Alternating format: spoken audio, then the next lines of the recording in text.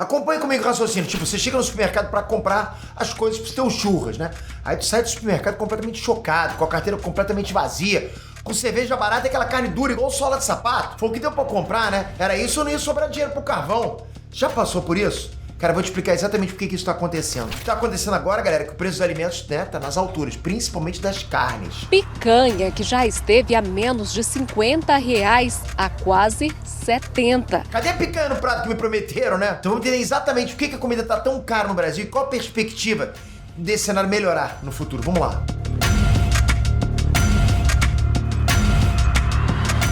Fala, Eletrantes, Peter aqui, e eu já quero abrir com uma citação. Abre aspas. Estamos correndo o risco de ter mais um ano, 2025, com a inflação de alimentos acima da inflação média, sendo o Brasil um dos maiores produtores de alimentos do mundo. Essa frase não é minha, não é uma citação minha, estou citando de outra pessoa. É do André Braz, coordenador de índice de preços da Fundação Getúlio Vargas. E ele é um dos maiores especialistas em inflação no Brasil. E ele está dizendo o seguinte, a situação está feia e as chances de melhorar são baixas nesse ano de 2025. Em janeiro desse ano a inflação deu mais uma subida, né? Tá ali mais ou menos cerca de 0,11%. Parece pouco, parece quase nada. Só que o grupo de alimentos e bebidas subiu 1,06%, ou seja, muito acima da inflação, quase 10 vezes mais que a inflação. Segundo dados do IBGE, a inflação acumulada de 2024 foi de 4,83%. De novo, o grupo de alimentos e bebidas subiu mais, subiu 7,69%. Percebe? A inflação é média, mas você tem grupos e grupos ali, uns puxando mais a inflação para cima ou para baixo, né? No caso alimentos, o grupo dos alimentos está subindo mais do que a própria inflação, então dói no teu bolso. Desde 2020, a inflação total foi de 35% no Brasil, mas os alimentos subiram 55%. Então, porra, existe uma disparidade grande aí, né? Uma diferença absurda. Então não, você não tá ficando maluco. Um levantamento realizado agora recentemente pelo grupo Genial Quest demonstrou que 83% das pessoas sentiram o aumento do preço dos alimentos. 83% das pessoas entrevistadas falaram, porra, tá doendo no meu bolso. A carne tá caro, o leite tá caro, o café tá caro. Porra, azeite então nem se fala. Cara, o café ficou 39,6% mais caro, quase 40% mais caro no ano passado. O óleo de soja subiu em média 29,2%, quase 30%, né? A carne aumentou 20,8%, é muita coisa. O leite longa-vida ficou 18,8% mais caro, tipo, quase 20% mais caro. Só o abacate subiu 174% em um ano. Cara, isso é surreal. Tipo, quase triplicou o valor, né? Tudo bem que a gente pode cortar o abacate boas, mas que valores são esses, galera? E como é que corta o resto, entende? Pô, tu vai cortar abacate, mas vai cortar carne, vai cortar leite, é complicado, né? Aí o presidente Lula vai lá e fala, abre aspas, se todo mundo tivesse a consciência de não comprar aquilo que acha que está caro, quem está vendendo vai ter que baixar o preço, porque senão vai estragar. Se você vai no supermercado e você desconfia que tal produto está caro, você não compra. Então, ok, alguém me explica aí, cara. Como é que corta café? Como é que corta carne? Como é que fica sem leite? Não dá, cara. Porra, presidente, não dá. É claro que tudo isso joga a popularidade do governo para baixo, como tá abaixando a popularidade do governo. Mexeu com a mesa do brasileiro, porra, a galera pistola com razão. Não mexe no meu churras, entende? Infelizmente, não é só churras no final de semana que corre perigo. Não é só lasanha da família, né? É a comida do dia a dia mesmo, aquela que você realmente come todo dia. Café, leite. Famílias com renda até um salário mínimo gastam quase 100% dos recursos que eles têm com comida, com alimentação. E o que causou essa disparidade de preços? Foi o governo? Aí que tá, não foi. O governo federal não foi lá e colocou tabela de preços com comida lá em cima. Não, mas o governo federal viu uma escalada de eventos acontecendo e tá demorando demais pra agir. Então sim, tem culpa também. A gente também precisa entender, galera, que essa crise não é exatamente de agora, ok?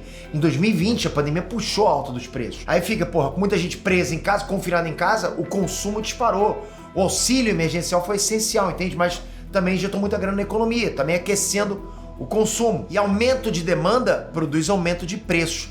Regra é clara, ok? Aí em 2021 rolou crise hídrica, que afetou as safras, aumentou o preço da energia elétrica. Aí em 2022 teve a invasão da Ucrânia, né? Que disparou o preço do trigo importado e o preço dos insumos também, que são usados como fertilizantes, que vem tudo de lá. E agora? Qual é a treta de agora? São muitos fatores que levaram a esse aumento, ok? Eu vou explicar um por um. Vamos lá. Inflação de uma forma geral, ok? Crise climática, alta do dólar, aumento da demanda de novo e cenário geopolítico internacional. Em 2024, ano passado, né, o IPCA, que é o Índice de Preço ao Consumidor Amplo, ficou bem acima da meta estabelecida pelo governo. Por um lado, o preço dos alimentos puxa a inflação para cima, como eu falei, mas a verdade é que a inflação dos outros produtos também tem impacto nos alimentos. Como assim, Peter? Porra, os produtores eles têm aumento de custo de energia. Os caras vão ter que pagar mais luz, energia elétrica, né? Transporte, armazenamento. esses aumentos têm que ser repassados pro preço final do alimento. Não tem jeito, cara. O produtor não vai ficar com prejuízo, entende?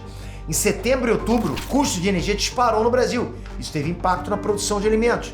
A solução para isso seria uma reforma estrutural, né? Com uma matriz energética mais barata, alguma produção de energia mais barata, com rodovias melhores para facilitar o transporte e tal, né? Com ferrovias melhores, com transporte fluvial ganhando força, ou seja, todos os transportes tendo mais facilidade, para baratear. Tudo isso ajudaria a reduzir o custo da produção de alimentos. Isso tudo diminuiria o preço da comida na nossa mesa. Mas essas medidas, elas exigem obras de longo prazo, que já deviam ter sido iniciadas. Fator número 2 para a subida dos preços da comida: crise climática. Não adianta fingir que não tá acontecendo, galera. Tá acontecendo. Ah, mas não existe. Existe, cara. Porra, chuvas extremas. Essas chuvas prejudicaram a safra no sul do país. As secas extremas prejudicaram as safras em outras regiões. A estiagem histórica diminuiu o volume dos reservatórios. Isso levou ao aumento dos custos da energia hidrelétrica. E qual a solução, Pedro? A solução para isso seria, acho que, repensar completamente a nossa relação com o meio ambiente. A nível global. Não é só uma pessoa, é todo mundo. Conscientização da população. Pô, mas aí com tanta resistência, vindo de tudo quanto é lado, cara, não dá pra saber se isso ainda vai acontecer, se esse cenário vai mesmo mudar. Porque, pô, cara, a gente fala que tá acontecendo, a galera fala, não, isso não existe. Porra, cara. Fator número 3, variação cambial. O dólar disparou. Ponto. Em 2024, o dólar valorizou 27,34% em relação ao real. Aí o produtor prefere enviar a produção para fora do que abastecer o mercado interno. Tá errado. Os caras ganham mais dinheiro mandando para fora do Brasil. No Brasil tá vendendo barato, para fora estão pagando caro. Os custos do produtor disparam, ele vai atrás de onde ele pode conseguir recuperar o investimento, cara. Simples assim. E esse dólar alto é uma faca de dois gumes. Por quê? Porque o produtor prefere exportar, mas aqueles produtos que a gente tem que importar, que o Brasil não produz, o preço deles dispara. Percebe como é um ciclo, cara, que só vai prejudicando? A gente pega, por exemplo, o trigo, né? O trigo é base de uma longa cadeia de alimentos. Pão, biscoito, massas, tudo depende do trigo. E esse trigo tá entrando no Brasil mais caro porque o dólar tá mais caro. Ah, mas a gente não come dólar. Não, mas a gente come o que o dólar compra. Percebe? Para de falar besteira. A gente não come dólar nem come real. Mas o dólar compra trigo. Trigo faz pão. Então você come pão que o dólar paga. Então você come dólar sim. A solução nesse caso seria ajustar essa variação cambial, mas esse é um desafio que pouquíssimos governos de pouquíssimos países conseguem resolver. Não dá. O Brasil, o que ele faz? O Brasil fica à mercê do que o Banco Central americano decidir, né? Fica à mercê de situações que a gente não tem controle nenhum. Dá para equalizar o dólar com medidas orçamentárias? Dá. Mas o remédio costuma ser amargo, cara. Falando em exportação, vale mencionar o caso específico das carnes, né? Que eu tô falando de carnes aqui, acho bom a gente falar sobre isso. Para dar contexto. Assim, em 2023, o preço do boi estava baixo no Brasil, né? No Brasil. Para equilibrar as contas, os produtores começaram a bater fêmeas para vender mais lá fora. Essa é a estratégia para caixa, mas só funciona a curto prazo. As fêmeas, elas são matrizes, elas geram mais bezerrinhos, né? São elas que vão criar os bezerros que vão ser os novos bois de amanhã. Leva alguns anos para o boi adulto estar pronto para o abate. Tem que demorar um pouquinho, não vai bater um bezerrinho, né? Com menos fêmeas, a oferta de bois vai continuar baixa em 2024 e 2025. Então, já tô dando spoiler pra vocês. O rebanho brasileiro só vai se recompor em 2026. Menos boi é menos oferta. Menos oferta puxa o preço pra cima de novo. Cara, é uma cadeia de burrice que acontece às vezes, né? Você quer mais um fator? Sim, a gente tem aumento da demanda. Sente só a conclusão do último relatório do Copom, que é o Comitê de Política Monetária do Banco Central. Segundo o Copom, agora a gente está passando por esse momento, né?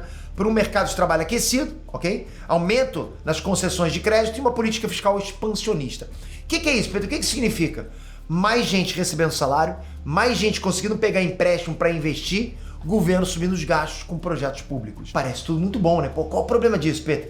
Mas isso impulsiona o consumo. A galera compra mais. Consumo é aumento de demanda. Aumento de demanda gera inflação. Exatamente, mais gente pedindo, mais a galera colocando o preço para cima. É regra, cara. E não é só Copom que tá falando, ok? Lembra do André Braz, que eu falei agora no início do vídeo, coordenador de índices de preços da Fundação Getúlio Vargas? Aquele cara que é um dos maiores especialistas de inflação do Brasil. O cara estuda inflação, ok? Ele também declarou o seguinte, abre aspas, o desemprego caiu muito, está em 6%. O desemprego em baixa também contribui para o aumento dos alimentos. Tá proibido de ser feliz, galera. Se tá bom, fica ruim. Se tá ruim, fica pior ainda. E por último, mas não menos importante, que fogem completamente do controle do governo brasileiro, política externa. Isso o governo brasileiro não tem o que fazer, ok? O Copom também colocou no relatório deles que o mundo tá vivendo um cenário de incerteza, puxado aí pela troca dos governos nos Estados Unidos, né? Traduzindo, ninguém sabe o que o Donald Trump vai aprontar em seguida. Pode ser tarifa, pode ser boicote, pode ser até guerra. Ninguém sabe. Então, essa incerteza, ela deixa o mercado bolado, né? E o mercado bolado leva aumento de preço. Tudo, cara, uma fagulha leva aumento de preço. A verdade, galera, é que a médio prazo, ok? Num prazo relativamente curto e médio, essa situação toda não tem perspectiva de melhorar sozinha, não vai. O relatório recente do Copom mandou um alerta.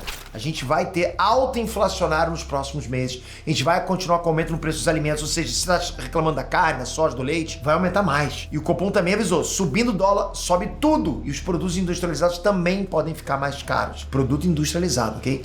O Banco Central já subiu a taxa de juros de 12,25% para 13,25% ao ano, né? Para tentar segurar essa inflação. Subir os juros é a estratégia mais manjada para frear consumo, né? Os caras sempre fazem isso. Tá aumentando a inflação, sobe os juros para tentar conter. O Brasil já tem uma das maiores taxas de juros do mundo e mesmo assim corre o risco de não conseguir segurar a inflação. Só que o problema brasileiro, cara, é estrutural, é antigo, entende? É necessário sim atacar todos os fatores, tem que ir em todos os cantos, não é só um só. Aumento de juros não resolve tudo, nunca resolveu. Pode levar até um quadro chamado de dominância fiscal. O que é isso? A dominância fiscal ela acontece quando a elevação da taxa de juros não segura mais nada. Quando sobem os juros, a dívida pública também sobe. O governo perde o controle dos próprios gastos, entende? O mercado perde a confiança no pagamento dessa dívida e a gente acaba chegando no pior, hiperinflação. Sim, galera, o fundo do poço tem um alçapão ainda por cima. Não é só fundo do poço, não, tem uma armadilha lá embaixo. O bagulho pode descer mais. Você vai descer lá embaixo, fundo do poço, abre o alçapão, você cai mais. A gente precisa ficar atento em todos os movimentos da equipe financeira do governo. É igual na agricultura, na pecuária, né? A gente tem que se preparar agora para colher um resultado melhor lá na frente. Não adianta o governo ficar na inércia, tem que fazer, tem que tomar atitude. Por enquanto tá só na inércia. O que você acha disso tudo? Para você, ficou mais caro? Você percebeu o aumento dos alimentos? Ou para você, se não percebeu tanto? Comenta aqui embaixo, vamos trocar essa ideia, né, cara? Obrigado por esse vídeo, né? Mais um vídeo explicando um pouquinho de economia para todo mundo, de uma maneira fácil, espero, pra galera entender. Tamo junto sempre, se inscreve no canal, que aqui eu não só falo de economia, né? Eu te dou dicas para você investir, dou dicas de onde empreender dentro da internet, como ganhar dinheiro dentro da internet. Então, se inscreve, ativa o sininho, que o próximo vídeo pode ser uma mudança total para você. Eu vou descansar até você ficar rico. Valeu, galera! Fui!